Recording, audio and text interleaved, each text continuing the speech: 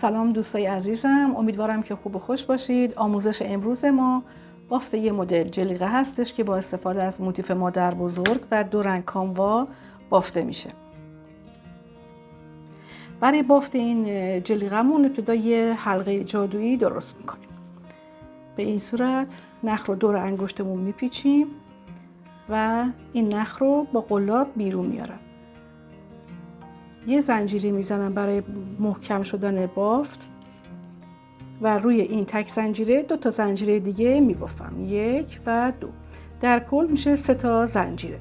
نخ رو میندازم روی قلاب و داخل حلقه کنار همین 3 تا زنجیره 2 تا پای بلند میبافم.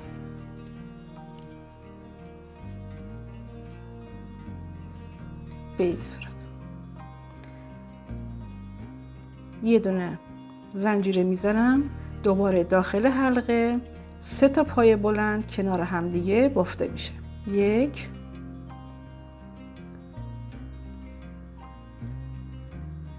دومین زنجیره، ببخشید، پای بلند و سومین پای بلند.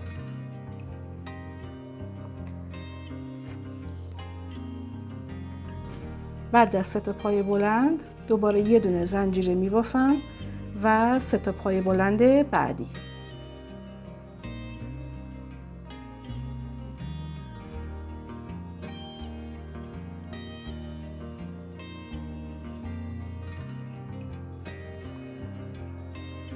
دوباره یه زنجیره و 3 تا پای بلند.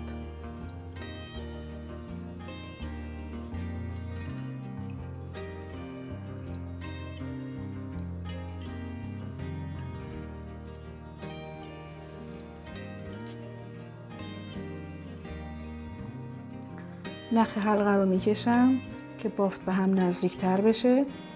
ببینید یه دسته ستایی، 2 تا، 3 تا، 4 تا دسته ستایی.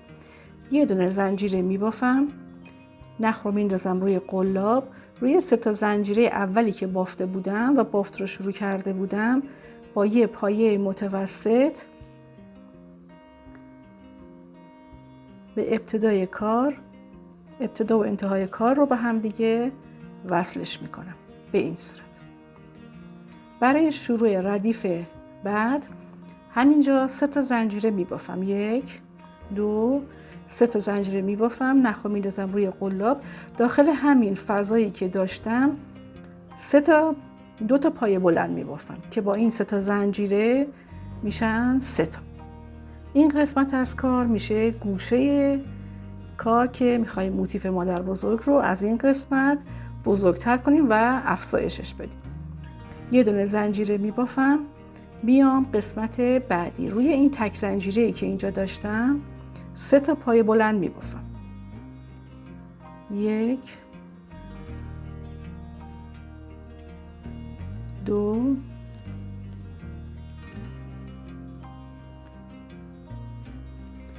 و سومین پای بلند. قسمت گوشه که رسیدم 1 2 تا زنجیره میبافم، دوباره داخل همین قسمت برای درست شدن گوشه کار 3 تا پای بلند میبافم، 1 دومین پای بلند و سومین. یه دونه تک زنجیره میبافم، میام روی گوشه بعدی، روی این تک زنجیره دوباره 3 تا پای بلند.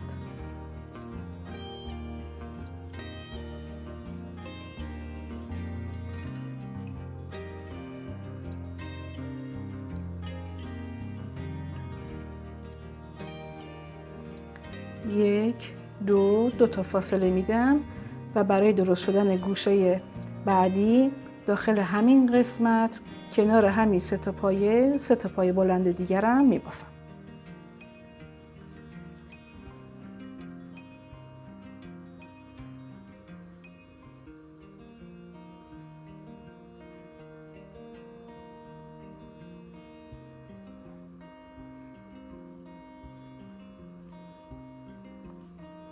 بافت رو تا همین قسمت ادامه میدیم تا ابتدای کار برسیم و بقیه‌اش رو براتون توضیح بدم. خب قسمت آخر که رسیدیم ببینید یه گوشه 2 تا 3 تا گوشه رو بافتم. گوشه 4م فقط 3 تا پایه بلندش رو بافته بودم، به صورت نصفه هستش، باید نصف دیگر رو ببافیم و این قسمت از گوشه هم کامل بشه. برای این کار داخل این قسمت 3 تا پایه بلند رو میبافم. 1 2 و 3مین پایه بلند. خب گوشه 4م کامل شد. حالا برای ابتدا و انتهای کار برای وصل کردن یه دونه زنجیره میزنم و این یه دونه زنجیره رو به این 3 تا زنجیره اول کار با یه پایه متوسط وصلش میکنم. دوباره 1 2 همین قسمت 3 تا زنجیره میبافم. داخل همین فضا دوباره گوشه رو به صورت نصفه بافته میشه و ادامه کار مثل ردیف قبل هستش. یعنی یه دونه پایه بلند کنار این 3 تا زنجیره، این دومی، پس نصف از قسمت گوشه ما درست شد. یه دونه زنجیره میبافم و میام قسمت بعد. ببینید بین این 3 تا پایه یک دونه تک زنجیره داشتیم، میام روی این تک زنجیره 3 تا پایه بلند میبافم.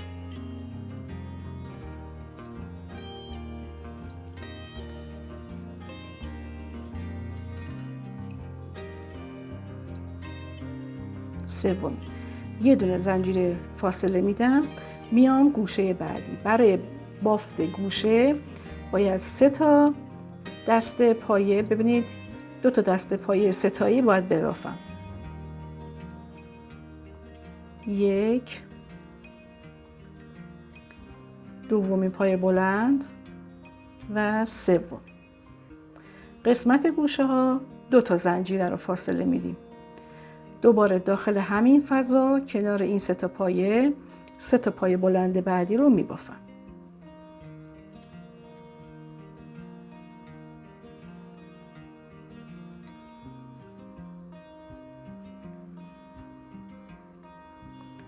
پس این میشه گوشه دوم ما که کامل شد. یه دونه زنجیره میبافم، میام بین این 2 تا دسته ستایی یه تک زنجیره داشتم، 3 تا پایه بلند رو میبافم. 1 2 و 3. یه دونه زنجیره میبافم، مثل همینجا که گوشه رو بافته بودم این بافت رو ادامه میدم برسم به گوشه اولی که به صورت نصفه بافته بودم و کار رو شروع کرده بودم. نحوه وصل کردنش دقیقا مثل ردیف قبل هستش. من تا 2 ردیف دیگه این بافت رو ادامه میدم و قسمت آخر بافت رو براتون نشون میدم. خب من بافت این قسمت از موتیف مادر بزرگ رو ببینید از ابتدا 1 ردیف، 2 ردیف، 3 و 4 ردیف بافتم. قسمت آخر، قسمت این گوشه که ناتمام بود، این قسمت رو کامل میکنم، یعنی 3 تا پایه بلند رو میبافم.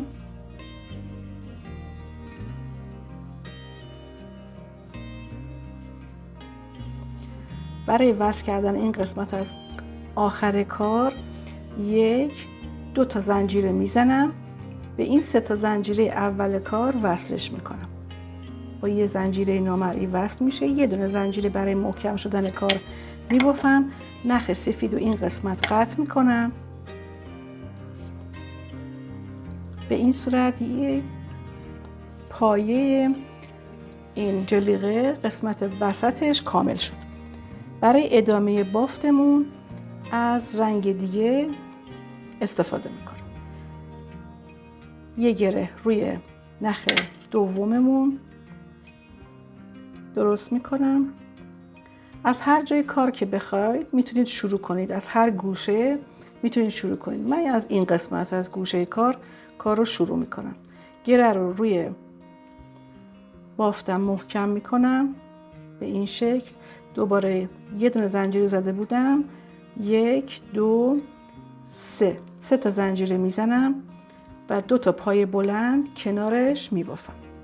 1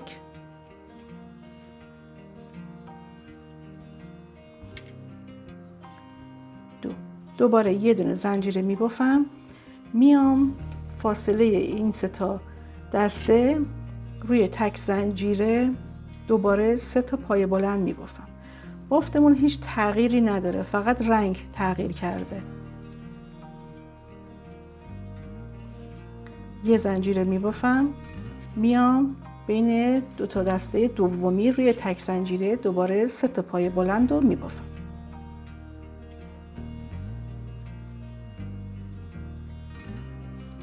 تعداد ردیفایی که برای موتیف مادر بزرگ میخوایم ببافیم دلخواه خودمون هستش. دوباره میام این قسمت 3 تا پای بلند رو میبافم.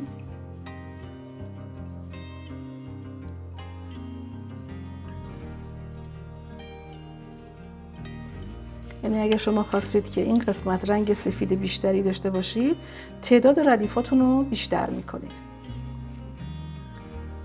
یه دونه زنجیره میبافم، میام قسمت گوشه بعدی رو کامل میکنم. یعنی 3 تا پای بلند،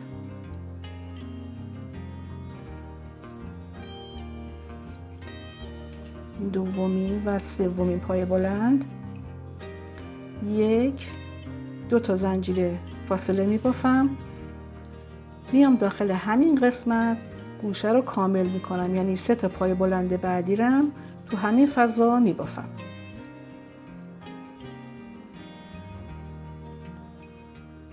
حتما نخهای اضافه کارتون رو پشت کار محکم کنید و داخل بافت ببرید، هم تمیزتر میشه و هم کار محکمتر میشه. دوباره یه زنجیره میبافم و ادامه بافت رو با 3 تا پایه شروع میکنم.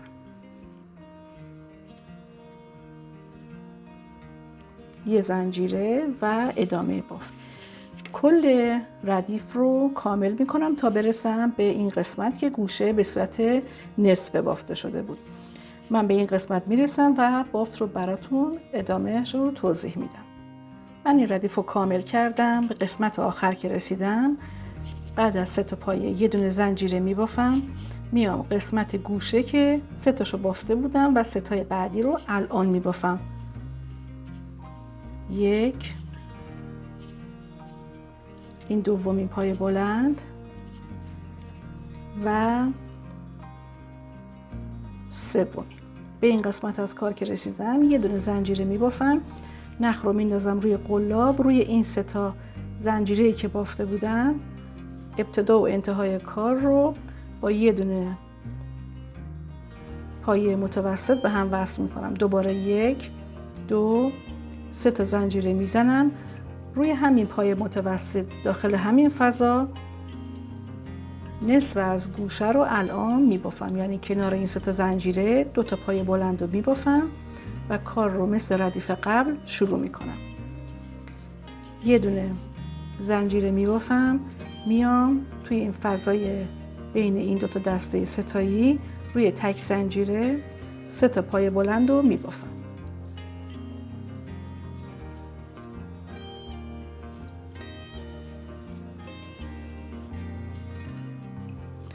دوباره یه دونه زنجیره میبافم، میام روی تک زنجیره بعد.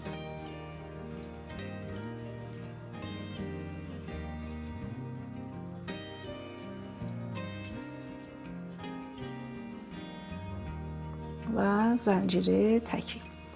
خب ردیف رو ما تا آخر ادامه میدیم. بافتمون هیچ تغییری نداره، دقیقاً همین بافت تکرار میشه و اندازه بافت رنگ بنفشمون یا هر رنگی که شما دوست داشته باشین میتونه تا 5 ردیف یا 6 ردیف ادامه پیدا کنه. بستگی داره که شما بخواین چقدر این موتیف براتون بزرگ بشه و سایز و اندازه شما بشه.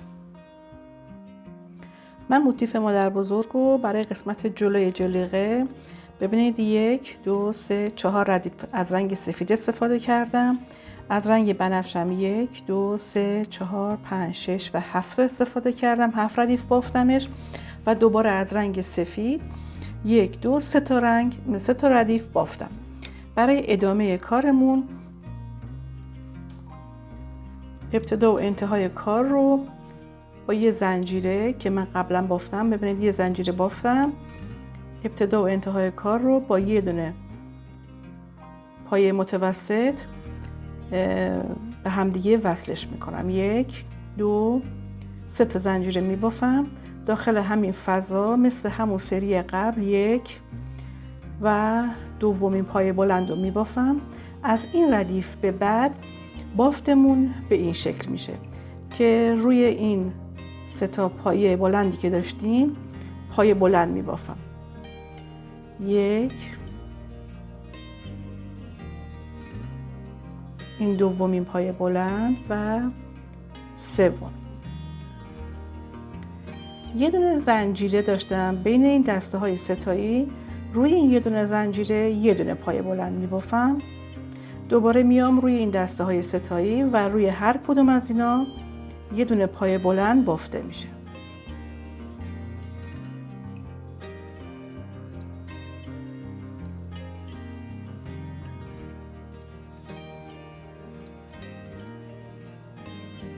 به این صورت دوباره یه تک زنجیره بین دسته ها داشتم، روش یه دونه پایه بلند میبافم و روی این 3 تا پایه بلند 3 تا پایه بلند بعدی رو هم میبافم.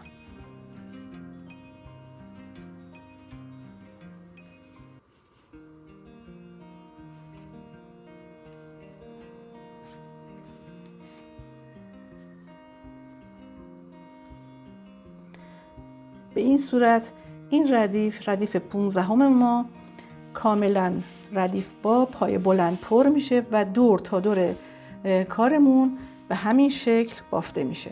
انتهای کار رو من بهتون نشون میدم. من دور تا دور بافت رو با یه ردیف پایه بلند کامل کردم. گوشه های کار هم مثل ردیف های قبل با 3 تا پایه بلند و 2 تا زنجیره وسطش و 3 تا پایه بلند بعدی کامل پر میشه و این ردیف به انتها میرسه. آخر کار داخل این قسمت 3 تا پایه بلند آخری رو میبافم.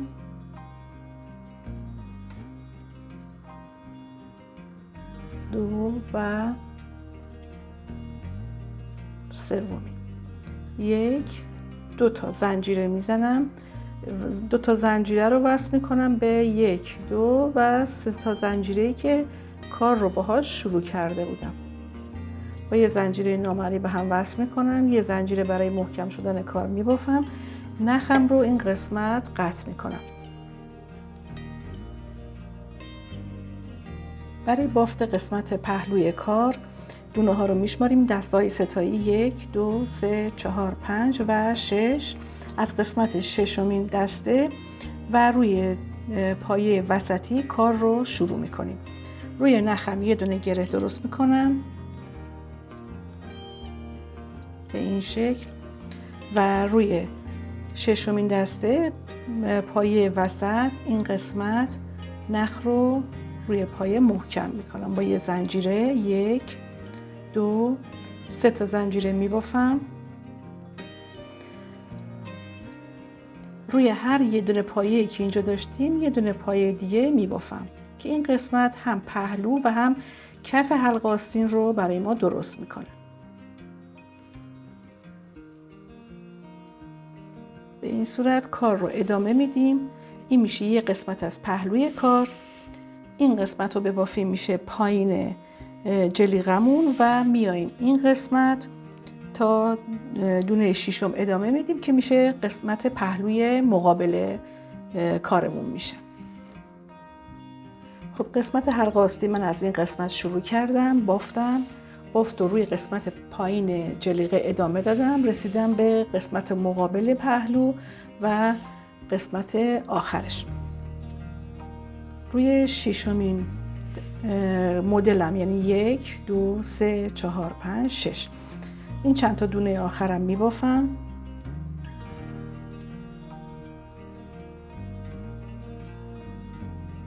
روی قسمت دونه وسط شروع کرده بودم، میام این قسمت آخرین پای بلند رو میبافم. همینجا 1 2 3 تا زنجیره میزنم، کار رو برمیگردونم و بافت رو از همین قسمت دوباره شروع میکنم، یعنی دوباره روی تمام این پایه ها یه ردیف پایه دیگه میبافم.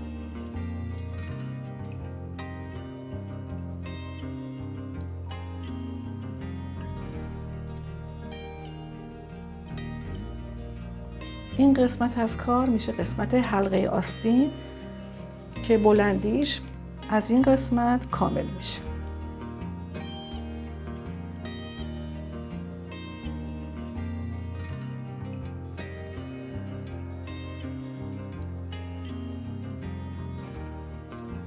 روی تک تک پایه هایی که بافته بودیم یه ردیف دیگه پایه میبافیم، بافت رو کامل میکنیم، یعنی این قسمت بافته میشه. دوباره میایم روی قسمت پایین لباس جلیقه و قسمت پهلوی مقابل بافت رو ادامه میدیم تا برسیم به این قسمت. خب این قسمت پهلو رو من بافتم، کامل شد. قسمت انتها که رسیدم یه دونه زنجیره میزنم و نخ این قسمت قطع میکنم.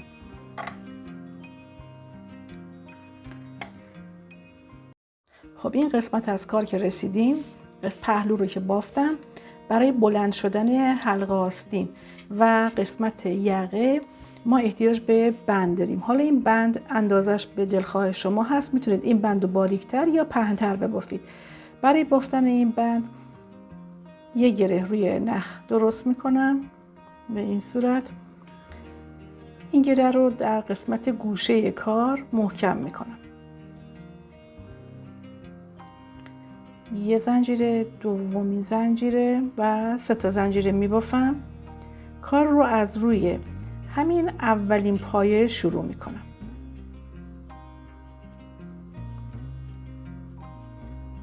روی ردیف پایه هایی که بافتم یه ردیف پایه بلند میبافم.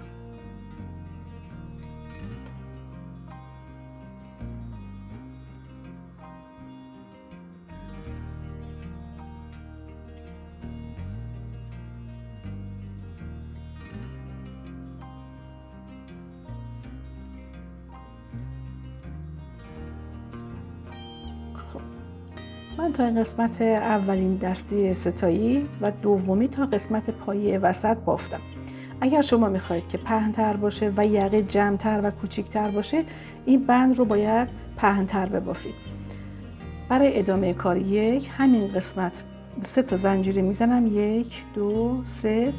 کار رو برمیگردونم و بافت رو روی همین پایه هایی که بافته بودم ادامه میدم تا بلندی حلقه آستین برای من درست بشه و گودی یقه.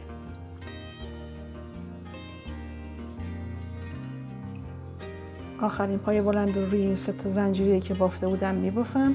دوباره 3 تا زنجیره میزنم، کار رو برمیگردونم و بافت رو روی همین قسمت ادامه میدم تا بلندی حلقه آستین برای من درست بشه و از این قسمت گودی یقه درست بشه. بافته شده این قسمت رو براتون نشون میدم. خب این قسمت بند تاپ یا جلیقه‌مون رو ببینید. از این قسمت که شروع کردم یه ردیف، 2 3 4 5 6 ردیف بافتم. این قسمت که رسیدم نخ رو دیگه قطعش میکنم، یه زنجیره میزنم برای محکم شدن کار و نخ این قسمت میبرم. دوباره روی نخ یه گره درست میکنم به این صورت و این طرف کار رو دوباره براش یه بند دیگه میبافم.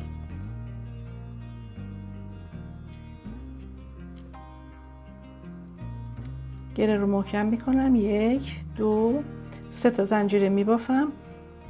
روی این پایه ها دوباره یه ردیف پایه میبافم و کار رو تا 6 ردیف ادامه میدم. خب تا قسمت وسط دسته ستایی، قسمت دو وسطش رسیده بودم، بافته بودم. این قسمت دقیقاً تعداد این قسمت با این قسمت با هم دیگه باید برابر باشه. دوباره 3 تا زنجیره میزنم، کار رو برمیگردونم و بافت رو روی همین قسمت ادامه میدم تا 6 ردیف که کار تموم شدهش رو بهتون نشون میدم.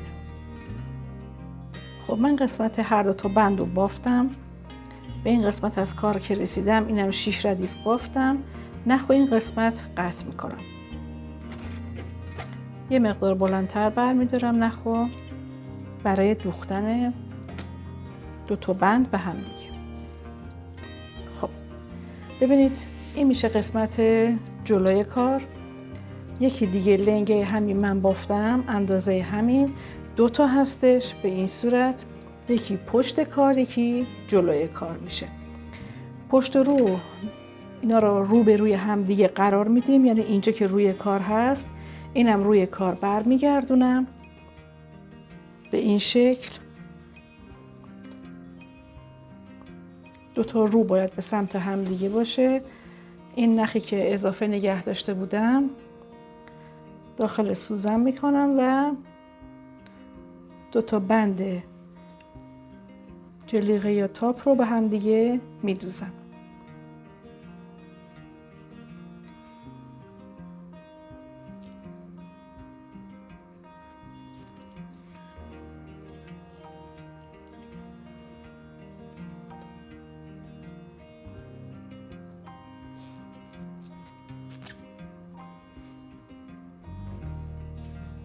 به این صورت به هم دیگه وصل میشه. نخ رو از این قسمت محکم میکنم، نخ رو یه حالت گره ایجاد میکنم، داخل بافت میبرم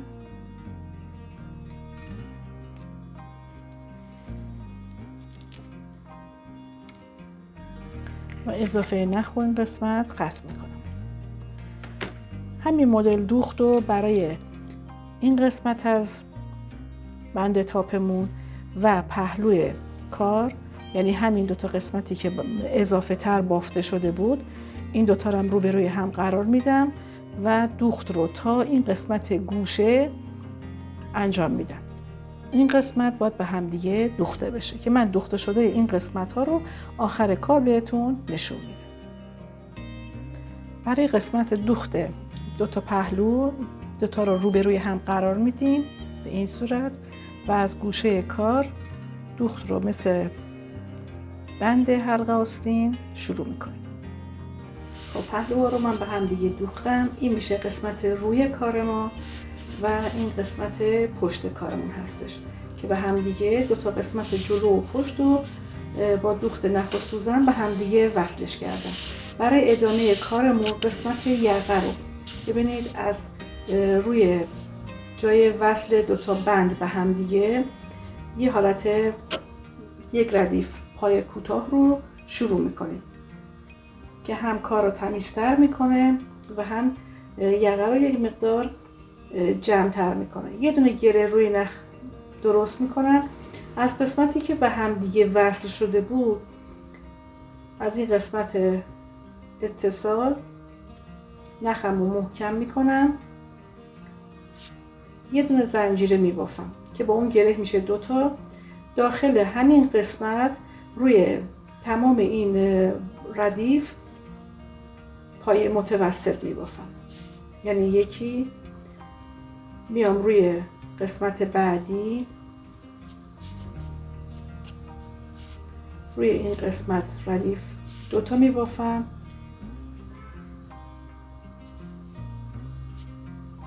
میام رو ردیف بعدی 2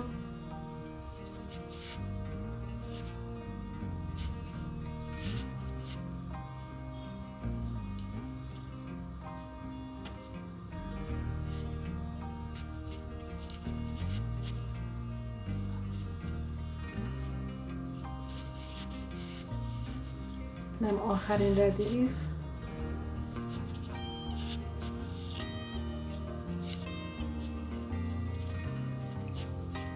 دوتا پای متوسط میبافم.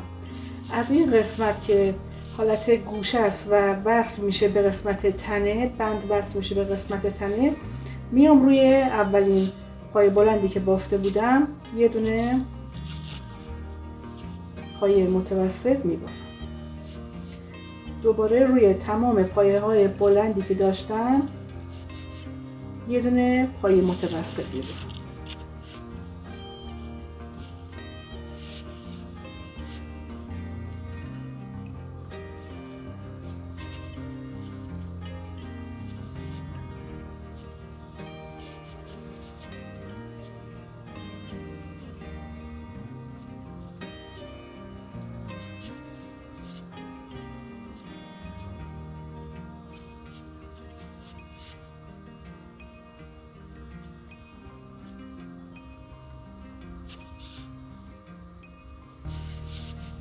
ببینید از این قسمت خط وصل بند شروع کردم، اومدم روی قسمت یقه، روی قسمت گودی یقه این قسمت رو کامل پر میکنم، این بند رو میبافم، میام قسمت پشت رو میبافم تا برسم به قسمت نقطه شروع.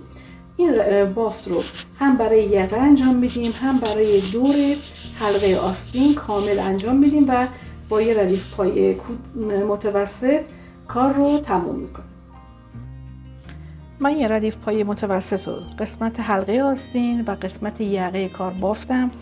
اندازه بلندی تاپمون 34 سانتی هستش.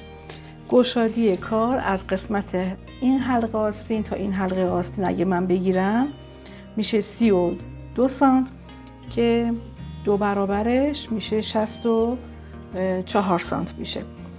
اگر شما خواستید که این تاپ رو ببافید و این اندازه‌ای که من براتون بافتم اندازه شما نبود، شما میتونید با اضافه کردن ردیفای موتیف مادر بزرگ و یا اضافه کردن این قسمت روی کف حلقه این ردیف ها رو بیشتر ببافید. با اضافه کردن این قسمت ردیف ها هم قد تاپتون بلندتر میشه و هم گشادتر میشه. امیدوارم که این تاپ رو ببافید، از پوشیدنش لذت ببرید. حتما کانال ما رو لایک کنید، سابسکرایب کنید و به دوستانتون معرفی کنید. خیلی ممنونم. تا آموزش بعدی، خدا نگهدار.